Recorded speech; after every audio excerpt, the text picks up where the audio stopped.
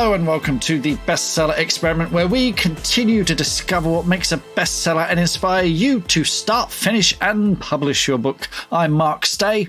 And I'm Mark DeVoe, and we'd like to thank all of the people that support this podcast. Every single person who's supported this show as a patron or as a member of the Bestseller Academy. We salute you all. Thank you so much. And if you would like to be part of that merry band, pop along to bestsellerexperiment.com/support to find out all the incredible goodies you can get, extra goodies, deep dives, all kinds of fantastic community things by being a part of this show. So thanks so much, Mr. Stay. How are you doing? I'm good, man. Talking about deep dives, we've got a deep dive out there on forensics, which is worth a year's subscription on its own, frankly. We've got, so do check that out. We've got some amazing deep dives recently. We had a great one on TikTok. We've got hundreds of hours of extra material out there, so do check it out. There was a brilliant one on ADHD, and forensics is definitely for people who love a bit of crime and thriller writing. Yeah, it's terrific. Fantastic really stuff. So, Mr. Stay, how are you finding these long winter evenings that are slowly drawing in? Well, I write first thing in the morning, so 7:30. So it's getting darker, it's getting colder, it's getting much more difficult to get out of bed in the first place, because you stick a toe out. Oh, it's cold, I'm not going out there, So it's some motivation. Certainly, up here in the Northern Hemisphere, motivation is it's tricky at the moment, So that thing of that we've always talked about, building habits, showing up, it's. I'm motivated because I've got to turn an edit in soon. I owe a book, so I don't have any choice. But once I'm up, once I've got a cup of tea and I'm in place in that desk just there to the right. It's all good, but yeah, it's just getting over that bump first thing in the morning. It's also that shift from the lovely, beautiful, warm summer's days to the drawing in of autumn or fall, as we call it over here. And I just want to say thank you to all of our friends down south. Down under.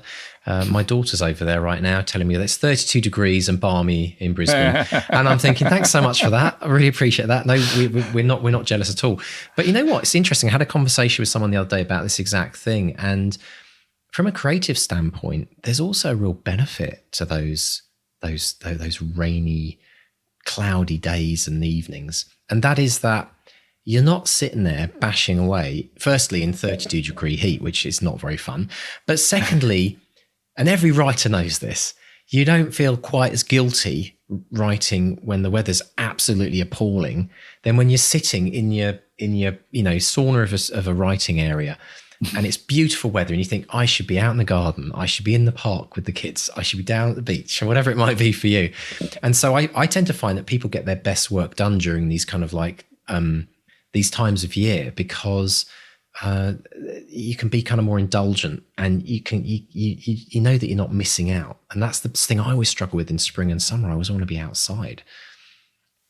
Yeah, the thing is, if I go outside in the summer, I get sunburn after 5 minutes. So I tend to stay inside during the summer as well. I get what you mean. No, yeah, it's there is something. I wonder if that's why NaNoWriMo is in November. Did we ever ask him that? If that's why, because it is, I wonder. Maybe because like FamoWriMo or JanoWriMo, I don't know, DanoWriMo didn't work quite as well. But no, thinking about like not going outside, I was just wondering, that's a great, light and all the rest of it. You should think of a horror novel, like base a character around that. That could really work. It's been anyway. Let's dive into our incredible interview this week. Tell us about our special guest this week, Mark, Alan Gorevan.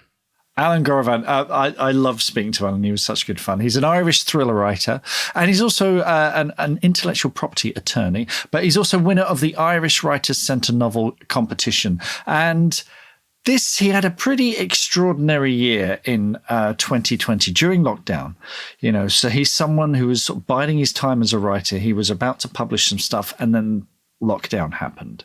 And then he managed to publish 7 books in 2020 alone, 3 novels, 3 novellas, and a collection of short stories. And it's like a career in a year. It's an incredible story. So we talk about that. We talk about revisiting old books and rewriting them. We talk about meeting reader expectations. And of course, we talk about how he released 7 books in 2020 alone. Brilliant. So let's dive in and listen to Mark chatting with the prolific releaser, Alan Gorevan. Alan Gorevan, welcome to the Bestseller Experiment. How are you today, sir? I'm very good, Mark. Thanks for having me. It's a kind of a rainy day in Dublin, but I've banked some words this morning, so I'm very happy. That's a good day indeed. Yet the skies here, they've suddenly turned dark, and I'm expecting some horsemen of the apocalypse to appear on the horizon. It was beautifully sunny. But anyway, enough of the weather. We always end up talking about the weather on these bloody things. You were introduced to me by our mutual friend, Aves Khan, who's been a guest on the show. Aves seems to know everyone in the industry. When he was in London recently, he does indeed. Yeah, I went to a launch party. I said, "Oh, it'd be good. You might meet some people." He walks through the door, like 6 people knew him immediately. But while we were spending the day, he said, "You've got to get Alan on the show because Alan had an extraordinary lockdown year." And that's what I want to talk about today. But also we'll talk about where it started and what have you. But 2019, you've been biding your time as a writer. You've been perfecting your craft. You finished books, looked at them, decided they're not quite good enough, but onwards, upwards, you keep writing. You're doing better and better. And then you think you've got, I've got this book. I think it's got good enough. Let's go to agents and publishers. And then 2020 happens. And exactly. This is a year many of us would like to confine to the past, but tell us what happened next. Well, I suppose it's exactly like you said. I had this book that I've been working on for so long, and I felt like my writing had finally achieved a certain publishable level after, discarding a dozen or 2 dozen not very good novels over the years and taking innumerable classes and everything and courses and workshops and tutorials and all this. So, yeah, when I was nearly finished it when the whole pandemic kicked in. And I think like a lot of people then, everyone kind of found ways to deal with it. And I was kind of thinking, all right, I'm not going to sit around waiting for publishers or agents. I'm not going to submit it now because I think kind of my patience had dropped once the pandemic set in. I was kind of feeling like I didn't have the patience to wait, 6 months or a year for Word. So that's when I started thinking about the whole self-publishing thing, which I kind of shied away from in the past because like a lot of people, I kind of wanted to go down the traditional route. So yeah, 2020, I thought, I'm not going to wait for a publisher. I'm going to release something. And I didn't start with that book the long book that I've been working on for ages. I started with some short stories and kind of eased into it that way. Well, you say eased into it. Let's break this down. So 2020, you published 7 books in 2020 alone. So you got 3 novels, 3 novellas, and a collection of short stories. So I want to... That's right. It's sort of from April through to September, I think. So correct me if I get any of this wrong. So you start with Hit and Run, which is a novella, but you don't publish that straight away. But in April, you published The Forbidden Room, and then in April you got The Hostage. Then in May, Hit and Run is released after some editing, and then in June there's Out of Nowhere, which had been rejected, but you rewrote it. In July there's a short story collection called Dark Tales. In September there's Better Confess. Actually, in Halloween you've got a short story called The Last Train, and then there's The Kindness of Psychopaths. So let's rewind. Let's go back to the beginning. I because this is fascinating to me. I mean, it's incredible output. And getting the most amazing reviews and success as well. So let's go back to Hit and Run, which was a novella that you didn't publish it straight away. You that was kind of your, if I'm reading this right, your first sort of 2020 bit of completed fiction. Yeah, so I completed it, and for that one, I actually sought some feedback from another writer, and they gave me some good feedback. I think I was still kind of wrestling with the idea of releasing something without it going through a gatekeeper. Mm-hmm. And I think a lot of writers will kind of relate to that kind of confidence issue. You're releasing something directly to readers when you're self-publishing. So how do you know if it's any good? Mm. So for Hit and Run, I got some feedback on it, and I sat on it for a few months then.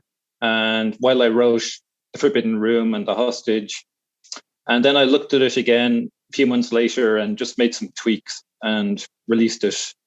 After releasing the other 2 novellas first, I think my confidence was growing that, nothing terrible had happened since I'd released them. No one had come and shot me for being a bad writer. So what difference did it make? You can release stuff and see how it goes.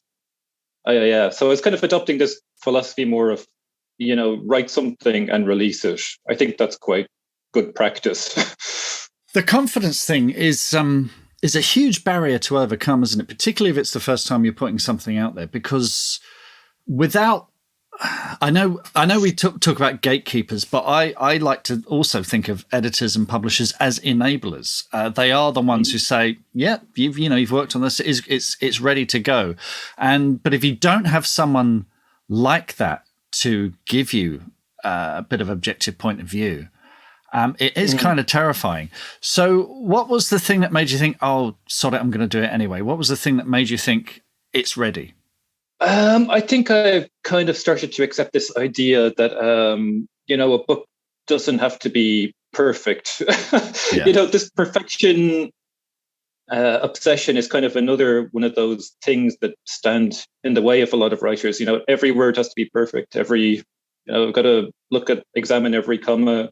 And I'm certainly all for doing the absolute best job I can. But I really think when you've written something and you've looked at it and you're satisfied with it, it's really time to move on. I'm not really I don't want to hold on to a book and tweak it for 10 years, because you can do that and you'll probably be making the book worse.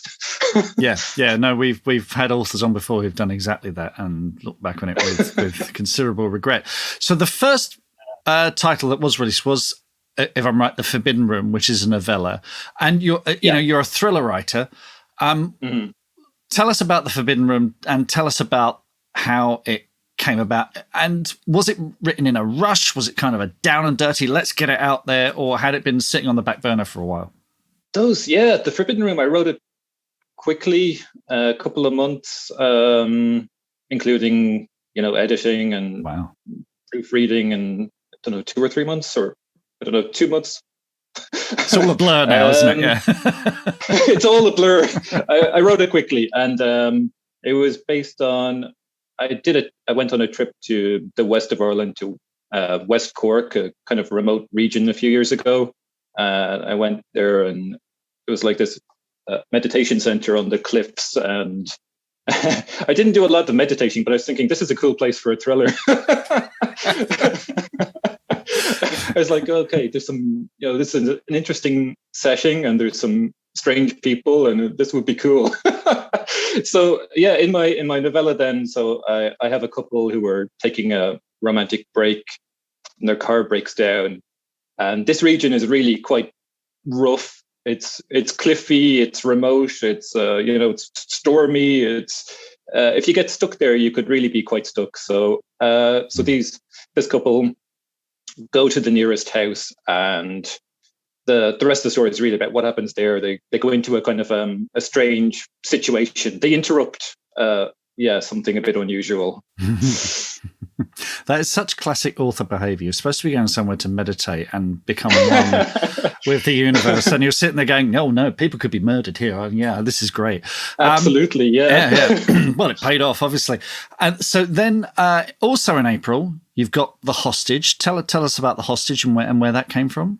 Yeah, so this was another one loosely inspired by real events, where a young woman is at home when she sees the Irish version of a SWAT team. Like there's an armed response unit sort of coming over her garden wall, machine guns out, chasing someone. And so there's someone on the run who forces their way into this young woman's home. And once they're in, that's kind of, she realizes that she shouldn't have let them in, and she's in a lot of trouble now. It's another kind of classic thrillery kind of scenario. But yeah, I do like to get the action going straight away. So that's the start of it. And yeah, that goes from there. So that's Hostage is the second novella published. Yeah. And then in May, you've got Hit and Run.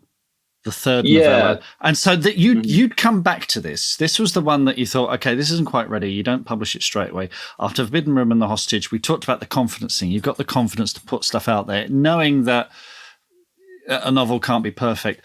What had you learned from The Forbidden Room and The Hostage at this point that made you think, okay, hit and run, let's go? Basically, cut all the bits that aren't interesting interesting to me. I kind of reread it as a reader and cut out everything that I didn't find particularly interesting.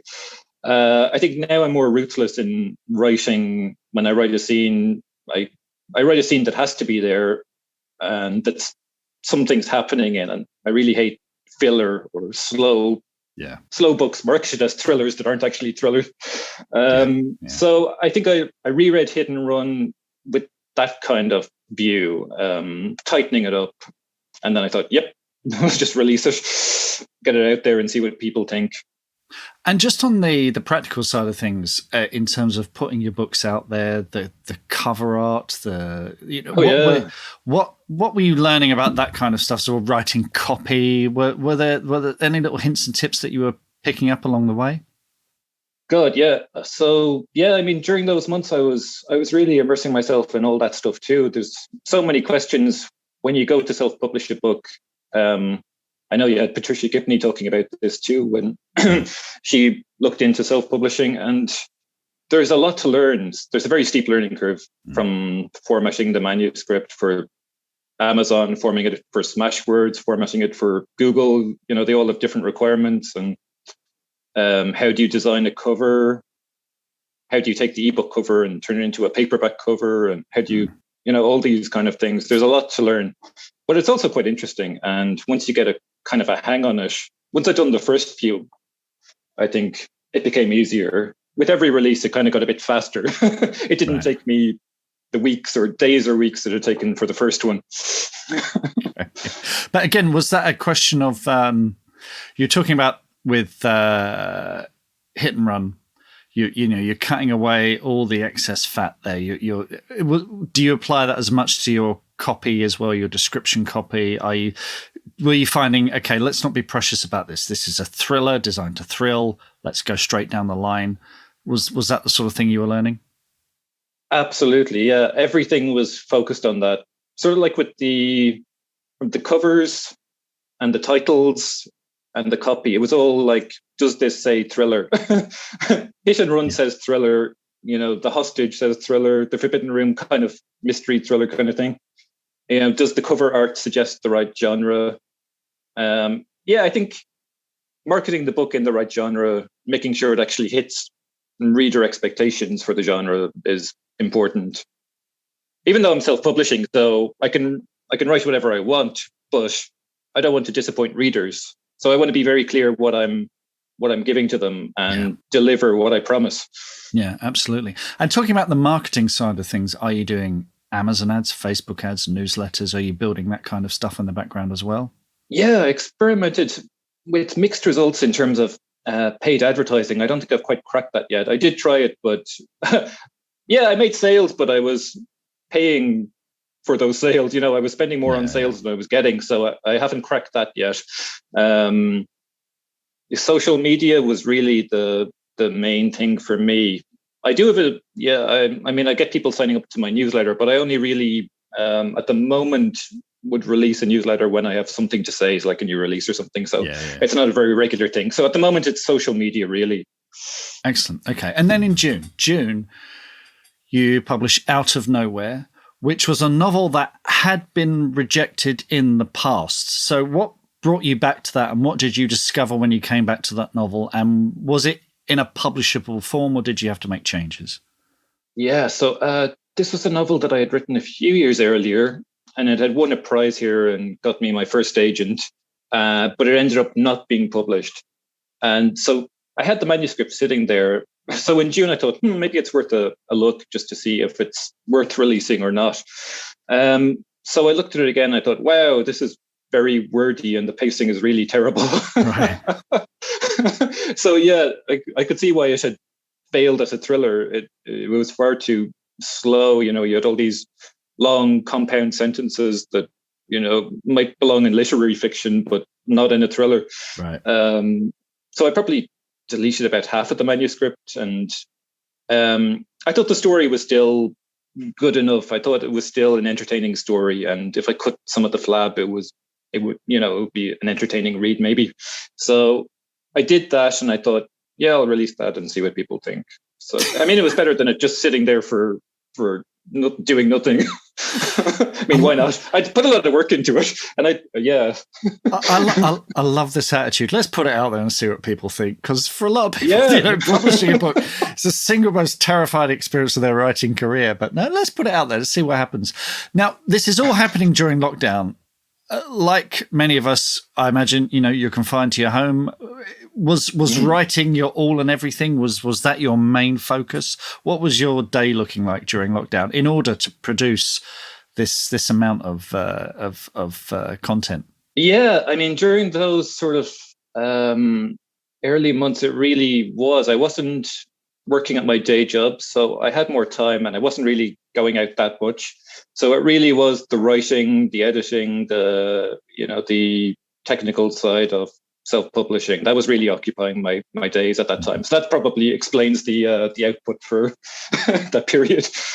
Yeah. Well, I mean, this is the thing. I think we're going to see a few stories like yours, Alan, where people took advantage of what was an extraordinary kind of pause in the everyday life and did something with it. So anyway, to continue, because we're nowhere near the end yet. This is only June. So you've published Out of Nowhere. Now, up to now, everything has been a novella. This is your first novel. What was the reaction to that like? Were readers kind of, yes, great, more, and give us more? What was the reaction to Out of Nowhere? Was it different to what had come before?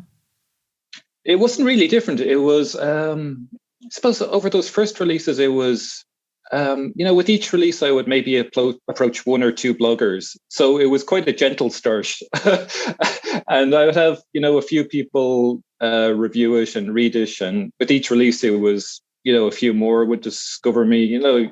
Some people would read The Forbidden Room and they'd like it, and they'd buy the next one.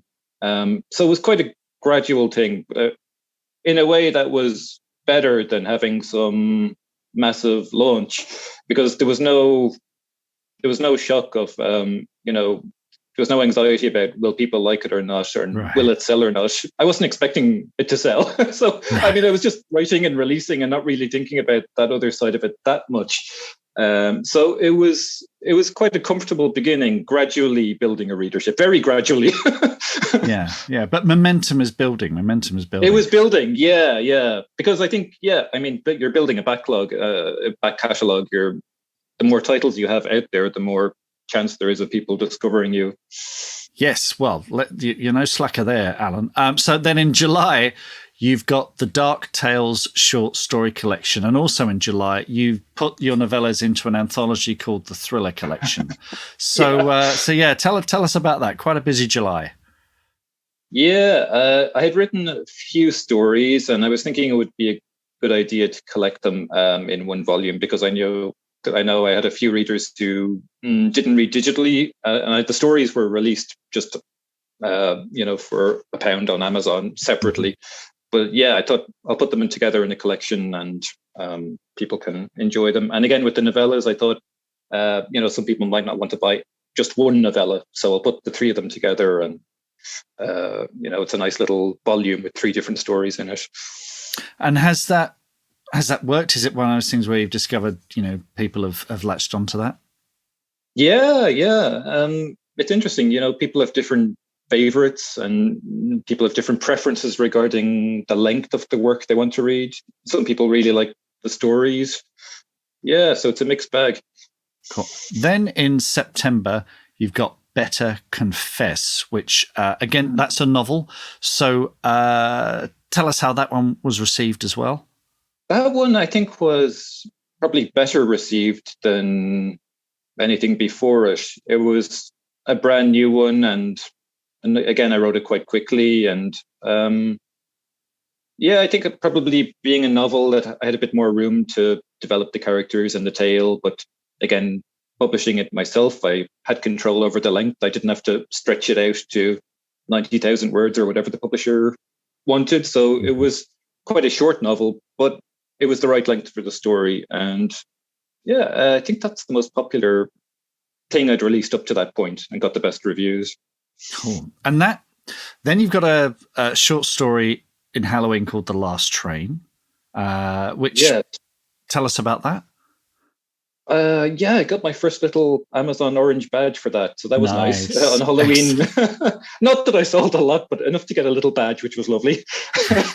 And that was one I actually gave away to my subscribers for free on Halloween. And it still managed to get a little orange badge from people who were kind enough to buy it. So that was lovely. And I'll probably have to write a few more stories, and then I can release it in a paperback too. Yeah. But then comes The Kindness of Psychopaths, which, as I can see, is the biggie. This feels like the big, what everything has been leading up to. And that's, that's your full-length novel. It really capped off the year, and it seems to have got the most amazing reviews. So had this been sort of building throughout the year? Is this something you've been, or is it another one that you kind of did very quickly? Tell us about The Kindness of Psychopaths. So this was the one that I had actually been working on for a while when the pandemic hit. So I'd already done a lot of research on this one because it was my first kind of cop novel. The main character is a detective here in Dublin. And thankfully, I'd completed all the research before lockdown happened. So right, yeah. I'd met cops and I'd met prison officers and I'd talked to lots of people and I'd done all the research. So book was largely done when lockdown happened, but I wasn't quite happy with it. So while I was writing Better Confess, I also was looking at The Kindness of Psychopaths and during the months after that, kind of October 2020. And I think I finally just kind of pulled it together, tightened it up a little and pulled it together. It's still 94,000 words, but that was just the length required to tell this story because it was kind of complex. Now, this, as I say, this came out end of November 2020 and really capped off the year for you. Was there a feeling that this was different to the others, that it was a step up from the others? Were readers, had you built up a kind of a reader base by then? Is that what this had all been leading to? Absolutely, yeah. I really did feel like that. It was much more ambitious than anything I'd released before. Mm-hmm. So it kind of, it definitely felt like a step up. And I arranged a proper blog tour, and it's got a lot more attention than the other books. So I'm delighted with the way it's been received. As you say, it has got, gone down well with readers, thank goodness. Do you think you'd have got the same attention if you hadn't done those other books in the year? Or do you think that by doing the novellas and the short stories and, learning all kinds of aspects of self-publishing, do you think it would have been the same? I think not, maybe. And I'm glad that it happened the way it did. It was quite it was a good learning curve. And I'm glad I started with short things and progressed to a larger project. I think it worked out well that way. And then you now I'm not sure of the timing of this, but you got the Sharjah International Book Fair in the United Arab Emirates, which is an incredible book fair. I think that was through our mutual friend again, Aves Khan, that got you involved in that. That's extraordinary, platform to get your work out there. Tell us about that and what that experience was like. Yeah, so that was quite amazing. I mean, you would be expecting that your first in-person author event might be signing 1-2 copies of your book at a local bookshop. Yeah. That's the classic story. Like I think Dan Brown, talks about that doing his first book signing, and the only person who approached his desk was a lady looking for the toilets. Completely ignored. Wasn't interested in him at all. So to be invited to Sharjah was amazing, and it was it's the biggest book fair in the world, so it was a huge thing, and It gave me a chance to talk about thrillers with writers from around the world. So that was very interesting. Did a school visit to some confused, a class of confused teenagers who know all about my books now. Right. Was that all arranged via the fair? Yeah. Exactly. Yeah, it's kind of part of their outreach program. So yeah, it was an amazing experience, and it was great to leave the country, because that was my first traveling since the pandemic hit. So it was amazing to be able to go somewhere again, and to be able to go somewhere and do such a thing again, or to do such a thing for the first time. I mean, it was amazing. It is an extraordinary year. I'd like to go back to where it all started with you, because as I understand it, you started by writing comic books and then trying to sell them to your neighbours. So you always had a commercial instinct. Tell us about that. That's very true. Yeah, I did try and flog them to my poor neighbours many times. I was a big fan of the sort of Judge Dredd comics, the 2000 AD. Brilliant. When I was younger, that kind of thing. Yeah, and produced some shamefully derivative stories of my own, and poor people on my street were offered them up for God knows what, £1 probably back then. But I had family who were supportive and of my literary meanderings, and parents who took me to the library regularly when I was younger. So it was encouraged. Good. Well, thankfully. That makes a huge difference, doesn't it? It really does. Having someone who just says, "Yeah, keep going." As I understand it as well, this phase of your career, the thriller writing phase of your career, was inspired by a money back guarantee on the cover of a Lee Child book. Tell us about that. Absolutely. I mean, can you imagine it? I haven't seen that since then. But when I was a teenager, I was in an airport and I saw Killing Floor by Lee Child. I think it had just been released. And it said something like, "As good as John Grisham or your money back" on the cover. I thought, wow, I had read some John Grisham. And yeah, back then I was reading a lot of kind of Tom Clancy and John Grisham and Trisha Cornwell and all that kind of stuff. And I thought, wow, a money back guarantee. Yeah. I mean, as if I was ever going to cash it in. But I loved that confidence. And as soon as I started reading the book, I loved Lee Child. I loved Jack Reacher. And I mean, Lee Child would be a big-ish influence on me. I've enjoyed his books in the years since then, for sure. Where were you in your you say you were a teenager? Was this the point where you thought, okay, no more Judge Dredd comics, it's thrillers for me? Was that a turning point for you? Actually, I was probably still reading, Dostoevsky and Poe and stuff like that at that stage, but it clicked in later. I mean, I spent so many years studying classics and forcing myself to read classics, and thrillers were the genre I had loved. I kind of went away from them for a few years and then came back with a new appreciation later. And that's when I thought of Lee Child again and started reading Lee Child again and reading lots of other authors. So, yeah.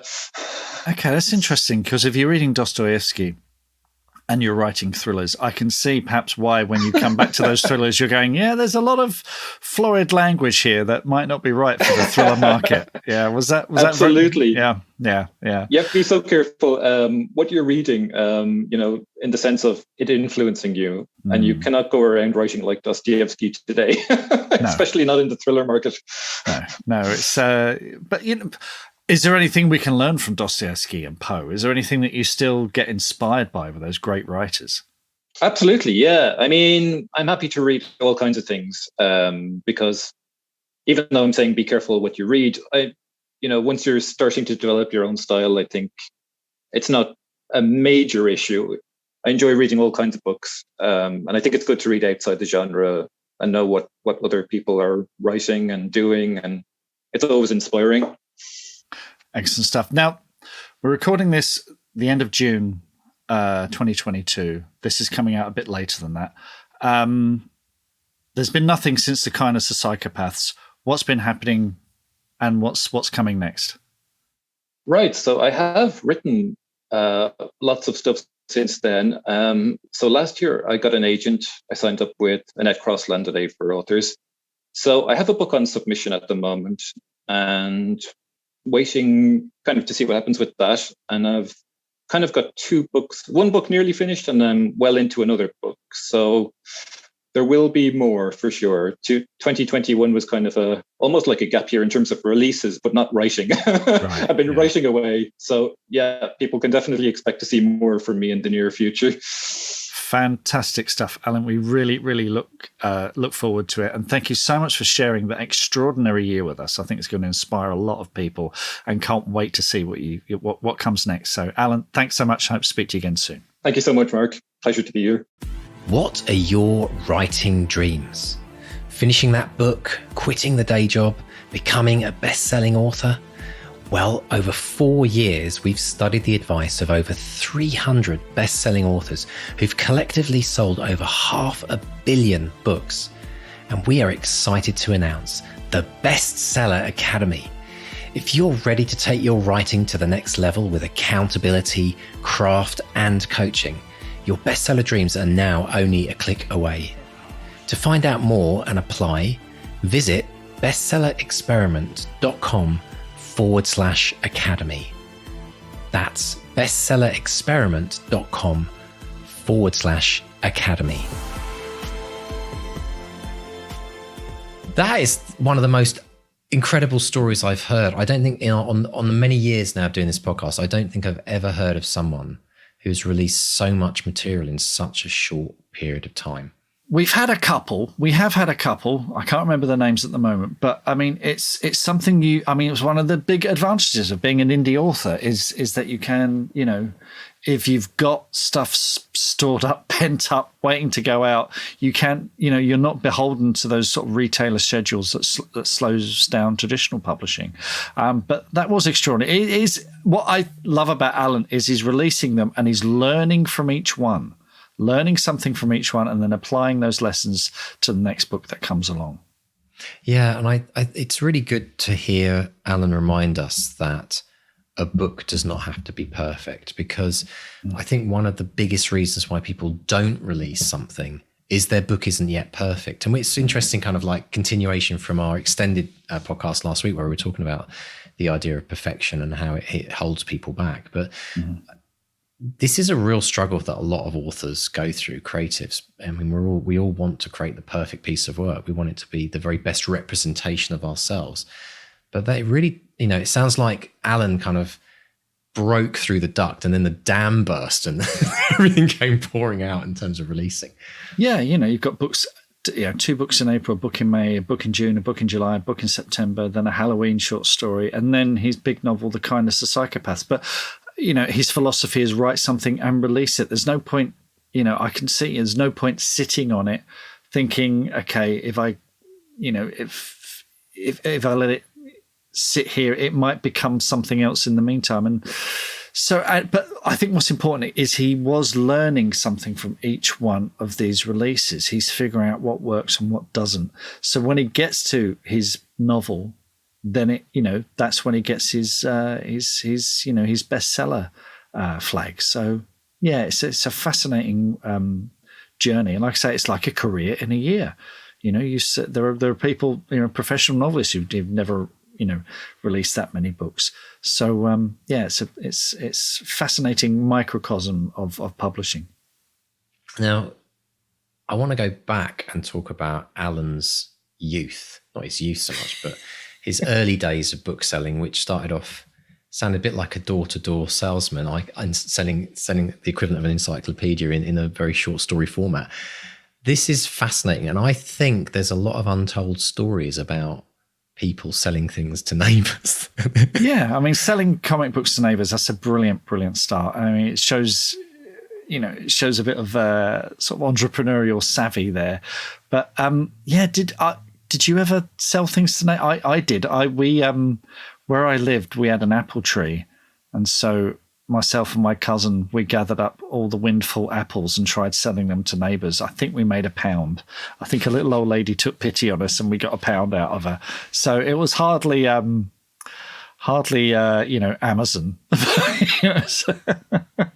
You know what? I've got something brilliant the other day. My daughter needed. There was a certain birthday coming up in the family, and she'd spent all her pocket money, and so she needed to get hold of money, right? And how do you do that? Well, and what she ended up doing, I got a phone call one afternoon when I was out and about. She said, "Dad, never guess what I just did." I said, "What'd you do?" She said, "I baked 30 big chocolate chip cookies. I walked." She's like 13, and I walked down to the neighbour's house, and I've made $30. I'm like, wow, good on you.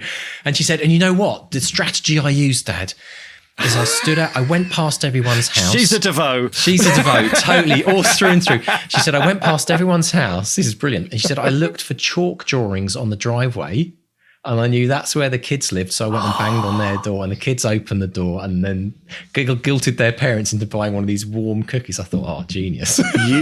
That is absolutely, you are set for life, mate. I don't know what she's going to do. I think I'm just going to say, right, I'll buy the ingredients. but when we talk about like filtering your audience, we talk about it in the books, like how do you find your audience? I mean, there's a great example there. Brilliant.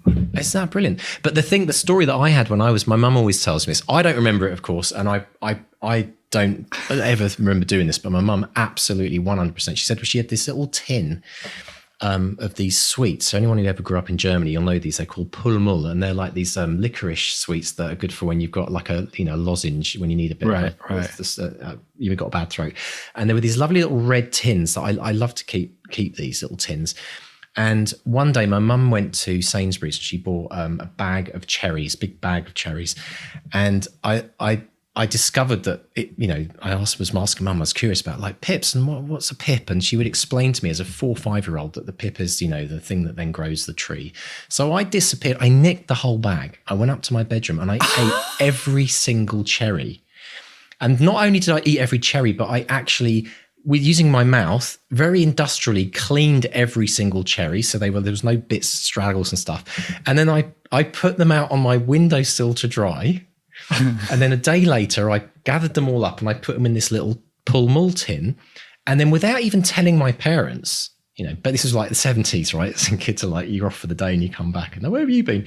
I disappeared off. And apparently my mum then hears over the next week all these stories from the neighbours who had paid, I think, 10p for a cherry tree seed or a cherry tree pip. And apparently I went round and they couldn't turn me down. They were like this little cute kid in shorts. And I was so apparent. I was so like I had my sales pitch down and they just couldn't turn me down. And I made a ton. I was in Beano's for months. Honestly, it was amazing. And another piece of the puzzle falls into place. Exactly. So that's where it all started. But it made me think, Mark, I think there's a lot of people that did this as kids.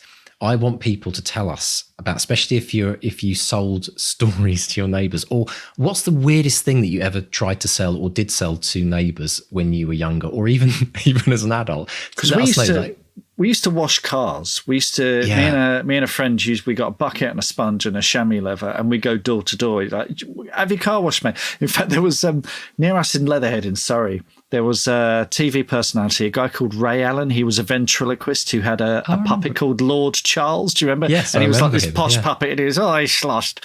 And we knocked on his door and said, wash your car, governor, sort of thing. And he was very polite, said, no, thank you, I've just had it cleaned. And of course, it was a Rolls Royce. like he's going to let these 2 snotty 9-year-olds loose on his roller, with some sponge. Anyone who's ever had their car cleaned by kids would know that dropped sponge on the gravel driveway costs you more than you can ever imagine, like a year's worth of petrol. Because I remember 2 kids doing that. Yeah, it was like all the way over, and they were there really enthusiastically cleaning the car, and they literally scratched the whole car up. Nightmare. But anyway, if you do have a story about selling something, maybe you sold stories at school. We should probably extend it to schools because all kinds of random stuff goes on around the locker rooms. We want to hear from you because I want to do some little vignettes and features on this. So pop along to bestsellerexperiment.com, click on the contact us form, and send us your stories that way. It'd be brilliant. Now, this is very, very kind of like business-led week, isn't it? Money back guarantees, Mark. I never thought, I thought that was just a kind of a quote from someone who's saying it's such a great book. But you've worked in publishing. You worked in publishing for many years. This was a real thing, right? When I was at Headline, we did a few of them then, and I think we did a couple at Orion as well. And it's not something you do frequently because, in terms of the legal terms and conditions, it needs to be watertight. But we did them a few times where you'd have maybe a debut novelist who you're trying to make an impact, and you say they're as good as X or your money back, and that gets people picking the book up.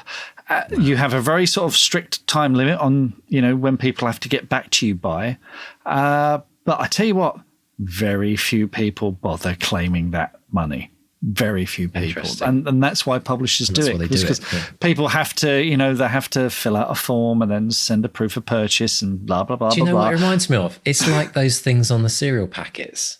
Yeah. £5 of petrol voucher, or get this free thing. And nowadays you've actually now got to log in, you've got to fill out a form, you've got to register, you've got to take a photo of the receipt to prove that you purchased it. Because I thought of a little funny thing that people could do with that money back thing is, if they didn't have a time limit on it, you could go and find the biggest selling flops.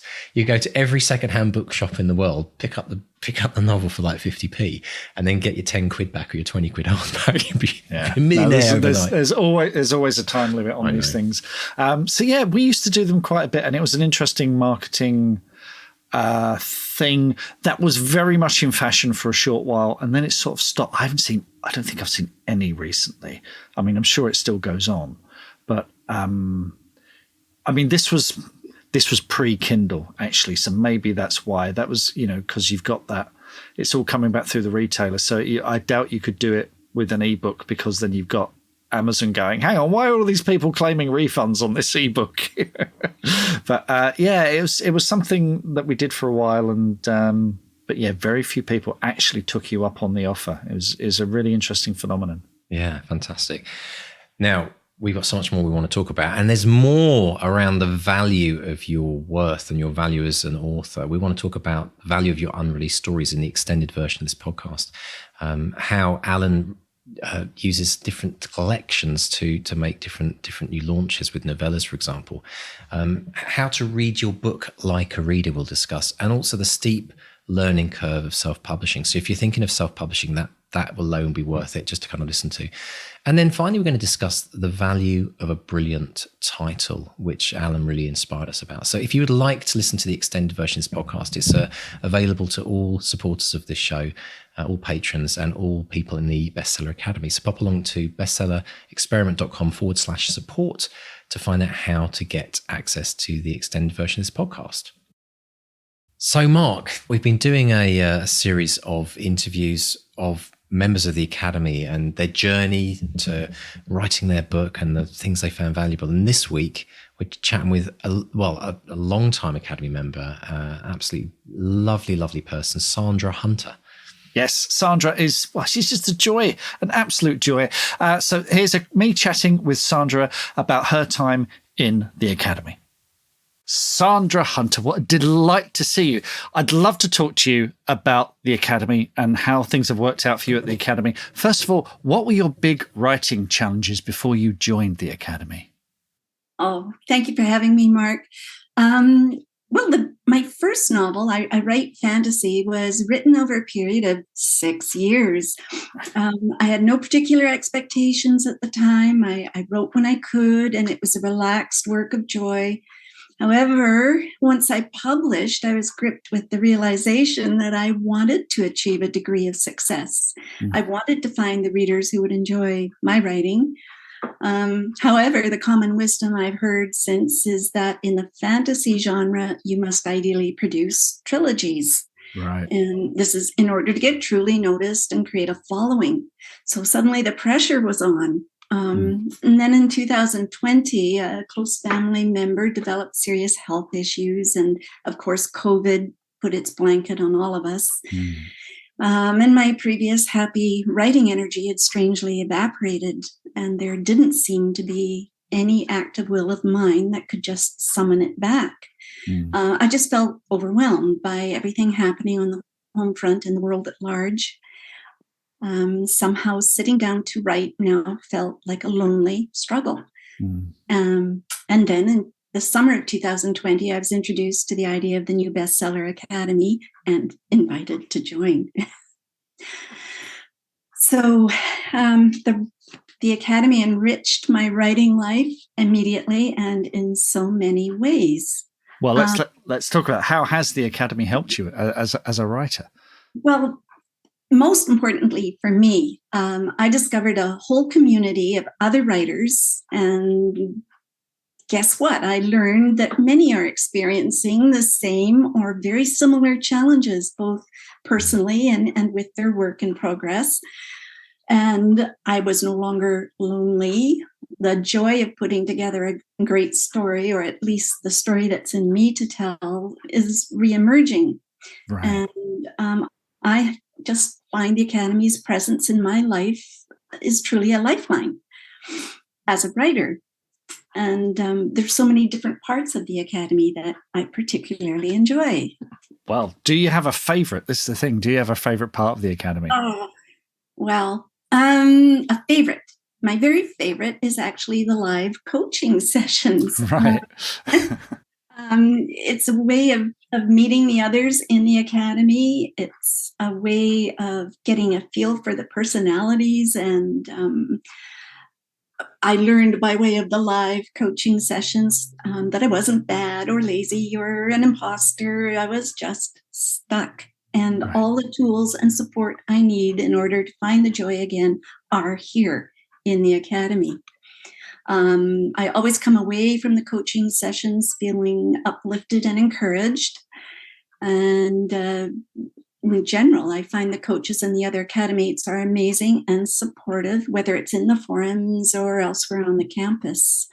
So that had to be my very favorite. Oh, that's wonderful. That's just favorite. Can I have too? Don't let me stop you. Go for it.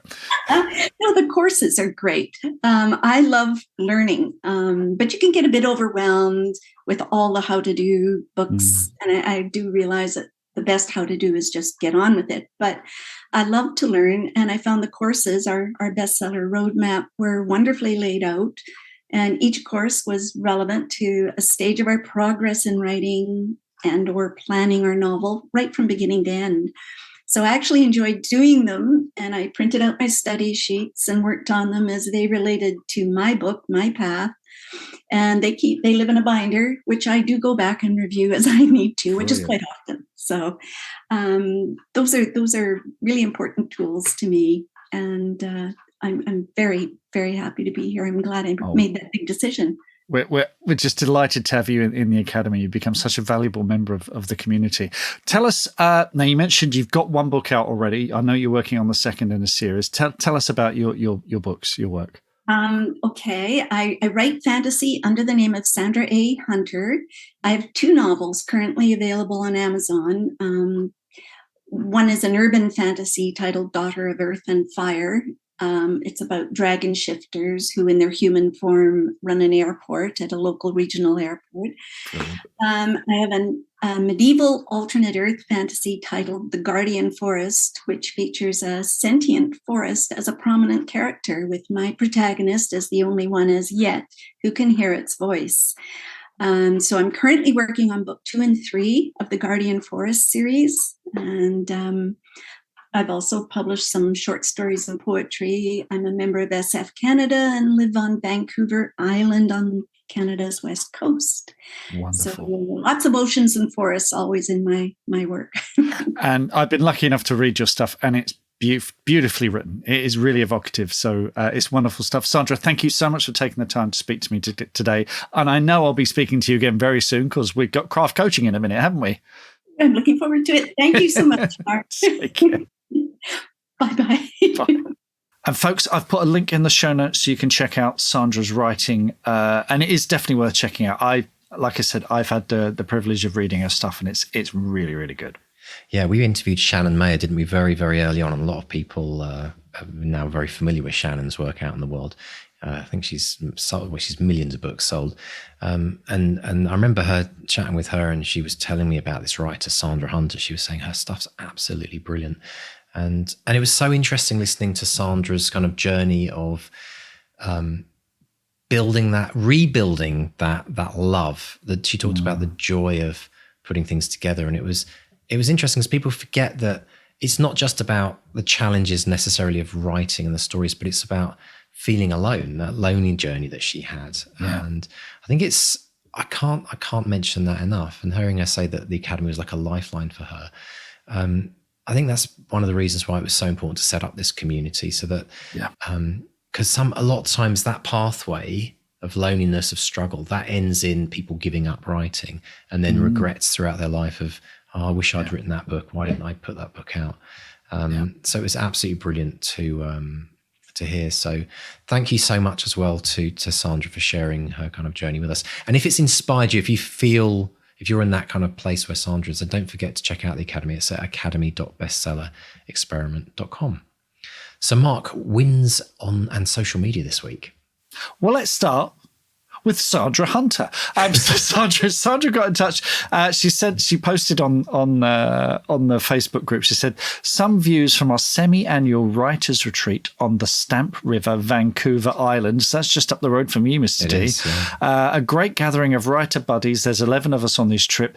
Everyone has their goals set this week from everything. And she's put these photos of this gorgeous log cabin. There are deer, there's a roaring fire, and she said, I wish you guys could join us here. Well, Sandra, I am available if you want to. If someone can stump up for the flights and everything, I'll happily run a retreat for you guys. Absolutely, it looks absolutely gorgeous. But seriously, that looks great. Do you know what, Mark? You've been on this one, haven't you? I've been on that retreat twice actually, because as part of a local writing group that I'm a part of, it is one of my favourite places in the world. At the end of the big garden, I mean, it's I think 20 bedrooms or something, but it's this, like you say, a log cabin. But at the very end, you walk all the way down to the end of the garden when you need a little break from a difficult chapter that you've just finished. And there's this river, which is the inlet. It's a inlet which runs by and you can sit there and watch enormous salmon jumping out of the water. Oh, really? You can even grab your fish. It's everything you can imagine about Canadian stereotypes, but it's there. So yeah, it's retreats are fantastic, and I'd love to be able to do more of those. And hey, maybe one day down the road, Mark, we'll maybe host one. Yeah, who knows? Who knows? Get it over here. Yeah, fantastic. We've had a little win from Gareth Lewis. So he says he's won the Self PubCon First Line competition. I can't remember who mentioned it, can't find the post, but a big thank you for bringing it to my attention. This sort of thing, little competitions that we put on the BXP group. Didn't expect to win anything, hadn't really looked at the prizes, but some of these prizes require contact with other people, which is triggering my social anxiety. I know you feel there. But fantastic. Congrats on that, Gareth. First line competition. That's hard, isn't it? Talking about grabbing readers, but getting them with the first line. But congrats on that, Gareth. We've had a declaration from David Hensley on social media. I'm submitting to Writers of the Future while simultaneously trying to write and sell my first novel. So my goal is to go professional before I can place in the Writers of the Future. So good luck with that, David. Fingers crossed for you on that. And Jeff White, long-time supporter of the podcast as well. Jeff, he says, I'm putting the final touches on my freelance copywriting and content marketing website. I've been going around in circles with the design. So he's asked us to go in there and check it out and give him some feedback, which we've doing. But if you're looking for a freelance copy and content writer or someone to check out the SEO on your website, go to jeffwritescopy.com. I'll pop a link in the show notes. And this is just one of these things. If you're a writer and you're trying to earn some extra money on the side, things like copywriting and design and all that kind of stuff, it's it's more than a hustle. Could be an absolute lifeline. Yeah, absolutely. Brilliant stuff. Well, thank you so much to everyone for sending us all of your stories. If you have any wins that you would like to share with us, pop over to bestsellerexperiment.com, click on the Contact Us form and fill it out. Mark and I look at that, everyone that comes through. And whilst you're there, click on the newsletter tab to sign up to the Bestseller Experiment newsletter, where you'll get weekly notifications of what's happening in Bestseller HQ, the interviews we've got coming up, what we've learned from the previous interviews we've done. And also, whilst you're there as well, check out the 200-word challenge, 200wordchallenge.com, to start your habit of a writing life. And Mr. Stay, how can people find out more about us on socials? We are Facebook Bestseller Experiment, and Twitter and Instagram is @BestsellerXP. So drop us a line there. Let us know what's going on in your writing week. And if you've enjoyed this episode, please subscribe on your podcast catcher or give us a rating or a review. It would be much appreciated. And thanks, as always, to our editors, Dave and JD. Absolutely. So it's a goodbye from Mark 1. And a goodbye from Mark 2.